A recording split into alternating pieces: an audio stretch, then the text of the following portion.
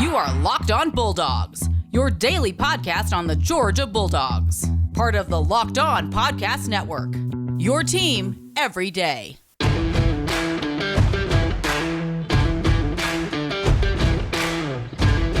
Hello and welcome to the Locked On Bulldogs podcast. Merry Christmas.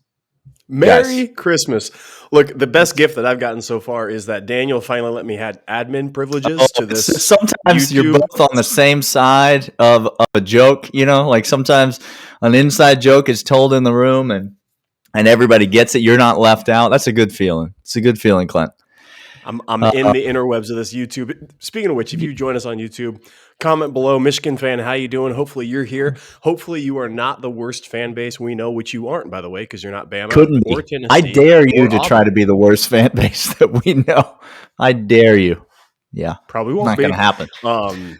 If you're on the audio side of the podcast, glad you're here. Subscribe where you listen to. Hit that bell on YouTube. Subscribe to there as well. Leave us a comment.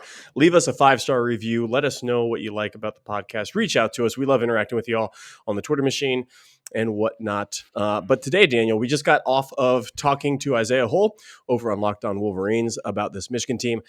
He seemed pretty confident in this Michigan. Honestly, first of all, we should say 10 out of 10. Would recommend Isaiah and his podcast to a friend. 10 out of 10. 100%. Heck of a guy. Heck of a guy. Knows his stuff. But he seems let's just say, but if you were to say a podcast that Locked On Wolverines doesn't remind you of, in the sense that it's great and listenable and like makes you want to go there, what would you, if you would just pick one at random, what's a podcast you would say? How about Locked On Auburn? It just Isaiah's the anti-Locked On Auburn podcast. That's what we're trying to get at, basically. Exactly. Zach, how you doing? Thanks for tuning in. Thanks for watching the show. Subscribe. Leave us a comment down there. Let us know what Auburn fans are thinking about these days. Oh no. Okay. We have a lot to talk about today. It's Christmas Eve. Yeah. That you can tell your aunt or your grandmother or whoever's house you're at right now. Show them the podcast. Maybe they want to subscribe. That's all. It's all great.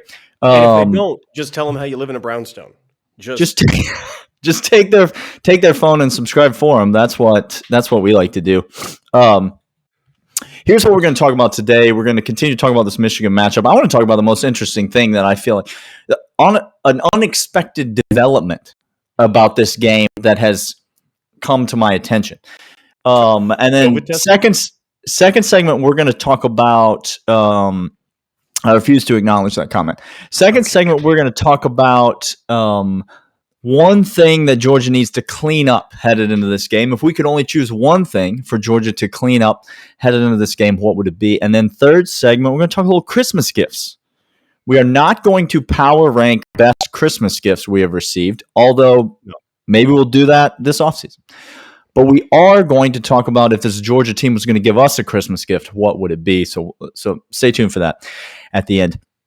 First of all, I refuse to talk about COVID right now. Okay? Like I don't care. It's not that I don't care.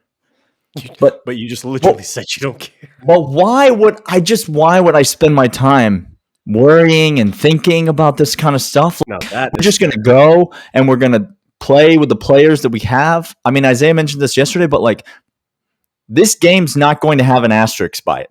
You understand? Like we're either going to win or we're going to lose. Michigan's either going to win or they're going to lose, and that's all anybody's ever going to remember. So I'm not going to freak out about it. I'm not going to get all bent out of shape about it. We're just going to go and we're going to play and we're going to see what happens. So maybe as we get closer to the game and there's some more definitive news, then we can talk more about that, but I'm not going to talk about it now. Here's what I do want to talk about, Clint. And it does go back to our conversation yesterday, but it also goes back to everything that you read and that you see written about this game and talked about this game. You had a great conversation with Brooks Austin about this game on Wednesday, I believe. Go back and watch that. Listen to that if you haven't already.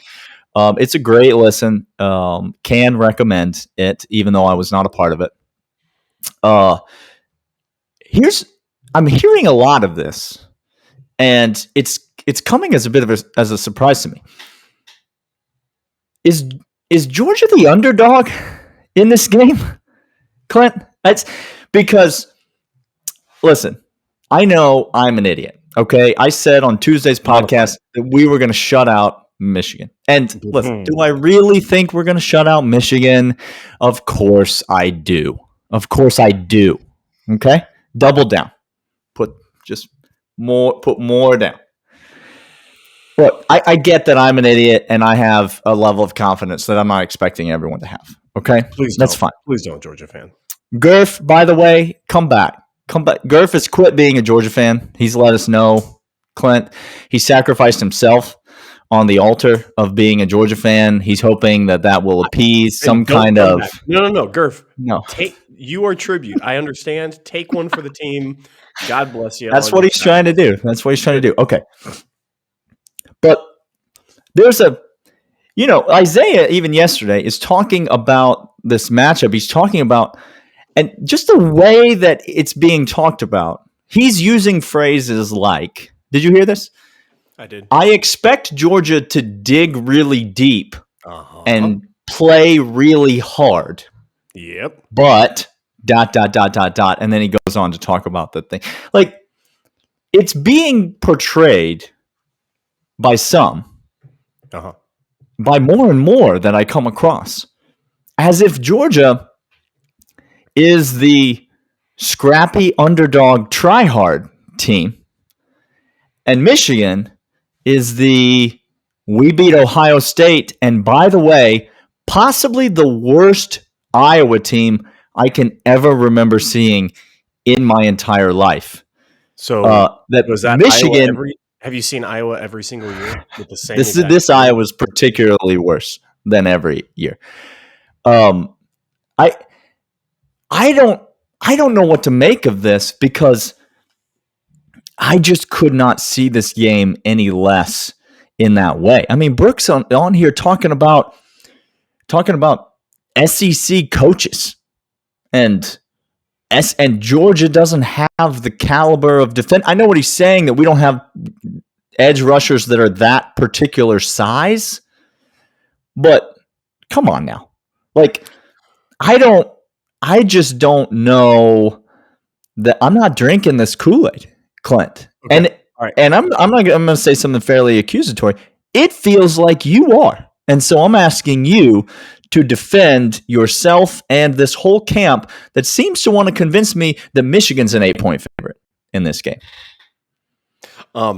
I hate our offense. Point 1. Okay. All right. Point 2. I'm gonna hydrate while we go through these points. Point 2. I hate our offense. Okay. Point 3. Aiden Hutchinson is all world. Okay. Now, I am down in the dumps of this Georgia team right now. Yes, I'll come out and say it. I hate our offense. I hate what's happened. I am just over the whole conversation of quarterbacks. I can't believe we can't run the ball. I don't know why we don't have any offensive weapons at wide receiver that can't know their assignment and get down the system and catch a few balls without breaking off a route here and there. I'm confused, okay? I don't know why our offensive line isn't nastier at getting the running attack going. Our defense, now hear me on this. Our defense, I have no problem with, Daniel, even after watching Alabama. This is the thing that surprises me the most. I know the conversations about the number 1 defense and against Michigan and how it's going to be, this immovable force and, yada, yada, yada when we collide. But Daniel, I want to go through something very interesting if I can with you. Okay? Sure. Yeah. Okay. I'm going to go down the top rushing attacks in all of college football. All right. Okay. Michigan, sure. Number 10th ranked rushing attack by yards gained in all of college football. You got to take into account there's option teams out there. There's all sorts of shenanigans, run teams. Yeah, exactly. All those are in the top 10, right? Yeah, 100%. So, all those in the top 10. 10th is not really 10th. No, because of teams that. Yeah, I was going to say of teams that just line up and play regular football. Michigan is higher than 10th of those teams in terms of their rushing output. Yeah, so Kent State, North Texas, Northern Illinois, Coastal Carolina, Georgia State, Ole Miss, by the way, ranked higher Uh-huh. than Michigan. Okay, so I took out all the academy schools. I'm just going to keep going down the list, and I'm going to tell you SEC schools that Georgia has played this year. Arkansas checks in at 12th. Tennessee, 19th, who, by the way, Isaiah said yesterday, we ain't Tennessee. They get popped back. We're going to quit. Tennessee is 19th. The difference in yards is 400 yards, Daniel, total on the entire season that distinguishes Tennessee from Michigan. Okay? All right. I'm going to keep going. This is rushing yards only. Rushing yards only. Florida, 22nd. Kentucky, 23rd. We have faced 3 of the top 23 rushing attacks this year. We shut down Florida. We shut down Kentucky. We shut down Arkansas. Daniel, I know we are down in the dumps, and I am down in the dumps about this offense. Okay? This defense, Michigan, do your worst. And I swear, I pray that all coaches right now are just pumping your boys up, talking about how you can run on Georgia. I beg you, go for it. 400 yards difference between Tennessee's rushing offense and Michigan's rushing offense. Passing offense, Tennessee comes in well ahead of Michigan, meaning Tennessee's total offense, total offensive numbers higher than Michigan's. Georgia on the road held Tennessee to 17 points. Arkansas, who you mentioned, comes in 2 spots below, runs the quarterback a lot more, has a lot more of a dynamic quarterback run game than Michigan does. Held them to 0 points, I believe, was the number that Arkansas scored in the game, which 0 points, that sounds familiar. I feel like I was just talking to somebody recently. Don't triple. I feel like I was just talking to somebody recently who was talking about a team scoring 0 points against another team. It's hard to remember. I'm not. Can't stop. Okay. You mentioned that you hate our offense, and then you mentioned it again. Let's talk more about that because that's what we're gonna get to here in segment 2. First, want to let the people know about BetOnline.ag. BetOnline is your online sportsbook experts. They're the place that Clint and I go to place every wager that we place. Prop bets, over-unders, spreads, parlays. You can do it all on betonline.ag. They're your online sportsbook experts. And right now, if you enter the promo code LOCKEDON, you're going to get a 50% bonus on your initial deposits. College football bowl season. It's the holiday season. It's the most wonderful time of the year. College basketball is in full swing. The NBA, the NFL playoffs are coming up. You need to get your account up and running at betonline.ag. Go there, enter the promo code LOCKEDON, make a deposit, and again, they will give you a 50% bonus on that deposit. So you will have more money with which to wager on all things sports at betonline.ag, your online sportsbook experts. All right, Clint, you hate our offense, so I'm going to allow you to kind of take the lead here. One thing, if we were to say one thing that Georgia needs to get cleaned up, and let me just clarify, we're not going to talk about the quarterback, okay? The starting quarterback is the starting quarterback, and Georgia fans, you don't like him, you don't want him to be the starting quarterback. Someone named Gene in the comments. Listen, man, T's and P's to anyone who knows Gene. He really strikes me as the kind of guy you do not want to hang out with at a party. But Gene in particular, big energy towards hating Stetson Bennett, okay? We're not talking about the quarterback situation. That's not changing. JT's got COVID or some nonsense. We said we're not talking about COVID. It doesn't even matter. It's not changing. Stetson's the quarterback. Okay. 2 things you said you're not talking about. Quarterbacks and COVID have been exclusively talked about for 2 minutes. I don't want to hear it from you. It's Christmas Eve, Clint. It's Christmas dang Eve. Okay. So one thing that Georgia needs to clean up, Clint, and we're in agreement about this, but what is the one thing that Georgia needs to fix before this game, a week from today, on December 31st, in Miami? What's the one thing, if you could only choose one, that Georgia needs to get cleaned up? Now, the one thing we got to clean up is we rank 31st in the entire nation at total yards. Oh, so it must be a strength.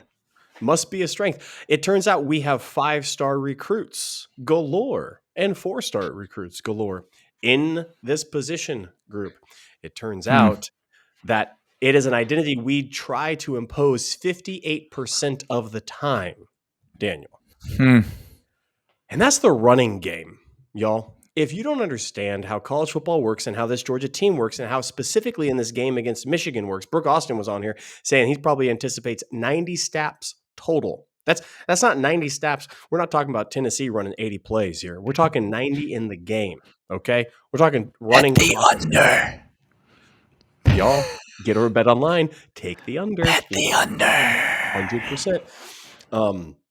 It's the running game. Look, when James Cook was absolutely dynamic, how was our offense going, Daniel? How did we look? How did we pretty well and fine.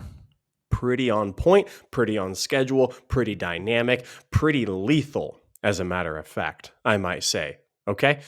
When Zamir White is not running into the back end of McClendon and Van Pran, when he's got his eyes up looking downfield, when he's doing his thing, when all of a sudden Kenny McIntosh is taking swings and taking little off-tackle plays and taking little satellite plays and doing that. The run game is hugely important for this because it's going to keep our defense on pace. It's going to keep us in the game. It's going to manage it well, specifically against Michigan. Aiden Hutchinson and Adobo, you take those guys out of the equation with them. You just let them run. Go ahead, guys. Take 5 yards upfield. I don't care. I'll pull somebody around the side or I'll open a gap off tackle.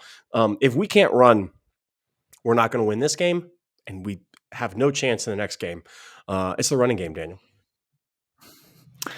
Yeah, and it's interesting to me because I follow up to that and kind of follow up to your last point.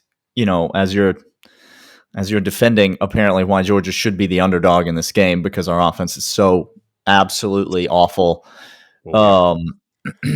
Yeah, our offense that ranks, I don't know, like 20 spots behind Michigan's offense in college football, or our offense who has, to your point, Zamir White running the ball well, James Cook being dynamic, being a playmaker.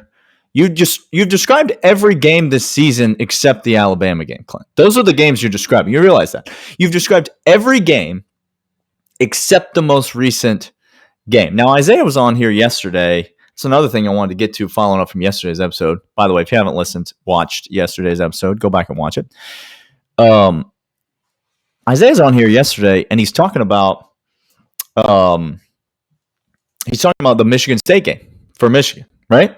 He's talking about, and what did he say about that game? The words he used were necessary evil. Now, listen to me. I dare you to get a time machine.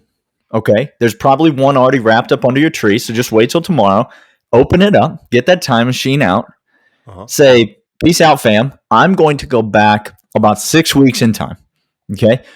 And I'm going to go back to the week after the Michigan State game. Okay? 16-point lead. And Michigan, I should say, just defecates the bed. I mean, just feces everywhere. Okay? And Mel Tucker, who's undefeated against Michigan. Mel Tucker, undefeated against Michigan. Michigan, again, just to clarify, has never beaten Mel Tucker as a coach. Mel Tucker gets the win. Now, I dare you to go up to a Michigan fan and say to them in the aftermath of that loss, this is a necessary evil for your football team. What do you think the response you're going to get from that Michigan fan is, Clint? It's not going to be anything logical. It's going to be nothing that results in Cade McNamara being able to win with his arm if needed, but we just don't need him to. But I can't. I'm not going to even go into that. I can't go into that, but because he can't. By the way, he can't. Cade McNamara is not good at quarterbacking. They would have. To be clear, Michigan fan, neither is Stetson Bennett. We know that. We're aware. Okay, now you're not going to get that because in the moment nobody wants to hear that. But Clint, it would have been true. It would have been true, but it was impossible for a Michigan fan to see that now. Okay. Now, fast forward 6 weeks in time. Get out of your time machine and step into this exact moment in time. You just back to the phone on Twitter, Daniel. That's like you can go see what they said there. Yeah, we don't. I don't ever recommend that anyone get on Twitter for any reason. So that's not. Okay, Georgia fans, this is where we are. Clint, this is where you are. You're saying if we could ever get this offense back. Well, we've only lost it it's only one game that we didn't have it. It's every other game of the season. The offenses look just fine. And now all of a sudden the narrative is if Stetson Bennett could ever not make these awful interceptions, not throw these awful interceptions in the red zone. Well, okay, check back with me about most of the other games this season when he has managed the game effectively well, and he has been able to hit big plays in the passing game, and the wide receivers have been able to convert explosive plays, and the run game has been pretty dang good, as good as they've needed to be because the defense has been their typical lights-out self. So I'm not saying that it's a guarantee that this Alabama game was a necessary evil. Okay. But all I'm saying is that, Georgia fan, you're not even considering that as a possibility. And Michigan fan, you're not even considering that as a possibility. You're saying Georgia stinks because Alabama beat them. And so we're going to take our team that could not be more different than Alabama than any two items that have ever existed. And we're going to do the same thing to Georgia that Alabama did to them, both offensively and defensively. That's ludicrous to think. That's just not the way that life works. It's not the way that college football works. And so but Daniel, I maintain it's kind of like saying, this obstacle course, these like monkey bars and this like long jump and this competition of sprinting and going through hoops. We do that all incredibly well, except for the last bit where we have to climb this ladder and then we fall and break our neck. And it's like saying, hey, don't worry, we're going to come to the ladder and not break our neck again. Don't worry, guys, we're going to be fine. Because look at the rest of the whole obstacle course. We did well. Okay. All right. That's fine. We got another week till the game. I'll add Clint to the list of people I need to talk off the 1980 ledge. It's fine. We'll all just be there together. I can't be talked off. I am a gargoyle on the ledge and won't be moved. Okay. That's tremendous. All right. We're going to be back, and we're going to talk about this game in relation to Christmas. If this Georgia team were to give us a Christmas gift in this game, what would it be and what would it look like? First, we're going to tell you about Built Bar. Built Bar is the tastiest protein bar on planet Earth. They are delicious and come in a wide variety of flavors, all of which can be found at BuiltBar.com. Go there now. That's BuiltBar.com. And buy yourself 1 box, 2 boxes, 6 boxes of the protein bar that tastes like a candy bar. That's right. It is high in protein, high in fiber, low in sugar. It's keto approved, and yet it tastes like a candy bar. You will want to argue with your family members about which Built Bar is the tastiest, but we recommend that you talk about something less sensitive, like maybe politics or religion at the dinner table. Any of these things are acceptable matters of conversation, but do not try to talk them out of their favorite flavor of Built Bar. Grab one on the go, grab one on your way to work, throw it in your purse when you're taking the kids somewhere, grab one when you're headed out the door, on your way to the gym, on the way home from the gym. Wherever you need it, Built Bar is there. BuiltBar.com right now and enter the promo code Locked On, and you'll get Locked On 15, and you'll get a 15% off your first order. That's Locked On 15 at BuiltBar.com for 15% off your first order of Built Bars, the tastiest protein bar on planet Earth. All right, so Clint, we check back in. Merry Christmas to you all again, by the way, and we're going to take. A win is obviously the only gift we want, okay? That's all. If it's 7-6, if it's 70-69, we don't care. Just get us a win in this game. That's all that we want. So we're going to take that off the table because that's the obvious answer, okay? Yeah. But if you had to choose something more specific than a win in this game, one thing that this Georgia team could get you as a Christmas gift, a late arriving Christmas gift on December the 31st, what would it be, Clint? I would rather trade every single quarterback we have in our quarterback room. Every one of them. You package them all together, put them in a nice little bow, and we kindly ask them to leave, and we just say, we play the game with no quarterbacks. I'm not done yet. Oh, say okay.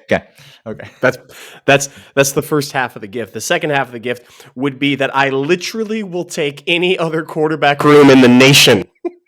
Here's why. My gosh, Clint is not in a good place here, people. I'm not in a good place. Here's why. Not in a good place. How in the world is this? We have 5 stars, we have 4 stars, we have walk, we have all of them. It's like a freaking game of like I'm at the zoo. Some are polka dots, some are stripes, some are big, some are tall, some are. It's insane, and we can't seem to settle on anything. I just want, for the love of all that is good, I just want no more declarative fighting about the quarterback situation. It's exhausting. The best gift in the world would be for me to just say, fine, give me one quarterback out of the entire nation and give me anybody else behind him. Give me an emergency. Give me a McCarthy at Michigan. That's not even a quarterback. That's another running back. I don't care because I'm so sick and tired of this. I'm so sick and tired of whatever talent we do or don't have being played or not played. The gift that I could receive is that in this game, we just decide, all the quarterback room just decides, after this season, we're all moving on and we're replacing you with this one quarterback. We found him. Here he is. Take him. God bless. Here's your present. That would be my Christmas. And we'll just hope he doesn't ever get in. Correct. That's what in the world, guys? Applications open for co-host of the Locked On Bulldogs podcast. If you would like to, just jump in at any point here. My man Clint has. Don't do it. He's coming to the end. Listen, it is an infection that kills you from the inside out. I can 10 out of 10 do not recommend it, by the way, but it is, the applications are open. Also, presenting sponsors. I hear we've got some presenting sponsors that are trying to work their way in. So we're weighing opportunities. The Weldon brothers have offered to mow our lawns if we'll make them the presenting sponsor of the show. I'm not exactly sure how many times that is or if they have equipment to do such a thing, but I'll trade you out. Lawn care for snow removal. Yes, there it is. Okay, so if I could get one gift from this team, it wouldn't even be on the offensive side of the ball. I know that we talked about that's the thing that Georgia needs to clean up, but here's the reality of the situation, Clint. And again, let me just speak openly to you. Okay. Georgia's offense will score 20 points in this game. Period. That's period. Okay, but what if they turn the ball over? They did against Alabama. But what if they're up against a top-ranked defense? They were against Alabama. But what if they can't get anybody going except Brock Bowers? You've just described the situation against Alabama. And still, we're also losing by a tremendous amount, Daniel. Correct. Okay. Right. Defense have stopped caring at a certain point, and you don't play a yeah.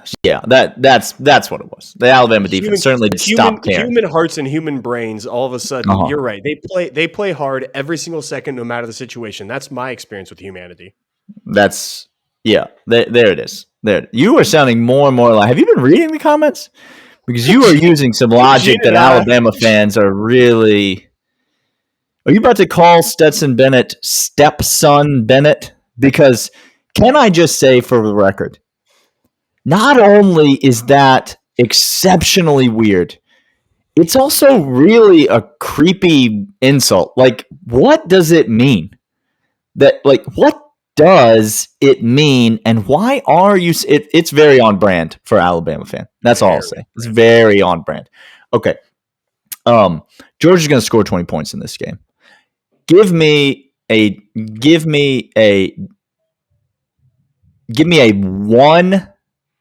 win in the turnover margin.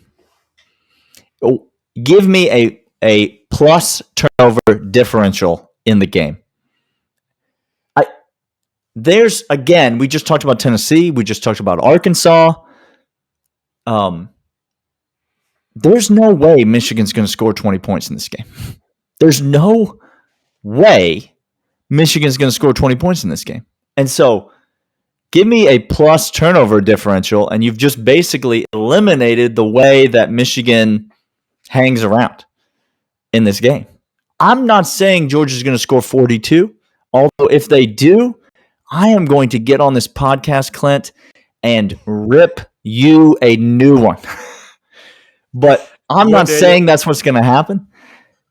I'm just saying give me a win in the turnover margin, and we're home free.